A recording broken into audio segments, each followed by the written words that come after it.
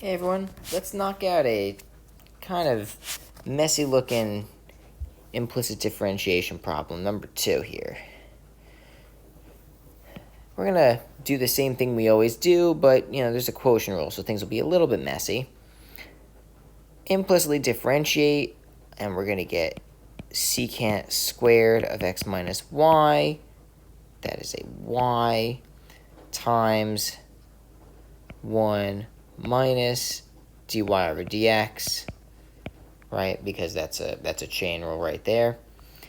And that's going to equal low d high minus high d low all over low squared. So just to identify our two dy over dx's here, right? We've got these guys and these guys. That's what we need to worry about. So it's, really just a bunch of messy algebra at this point. What we can do is we can say this implies that secant squared of x minus y minus secant squared of x minus y dy over dx equals, and I'm going to write this as 1 over 1 plus x squared dy over dx. See what I did right there was I canceled that right there with that term.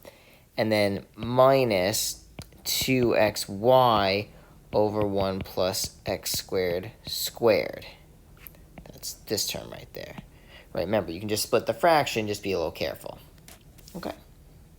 Then at this point, we can get the dy over dx term on one side. Let's see, it might be a little bit nicer if we, I guess, I'll just do it this way. I'm just going to say negative 1 over 1 plus x squared minus secant squared x minus y, both of those times dy over dx, equals negative secant squared of x minus y minus 2xy over 1 plus x squared squared. And then at this point, right, we just do our patented divide by that left-hand side, everything except dy over dx, right? And we, get our answer. And feel free to multiply through by 1 plus x squared, maybe squared, to get rid of those fractions on fractions. I'm not going to bother doing that. Okay, so there's your quick little implicit differentiation problem.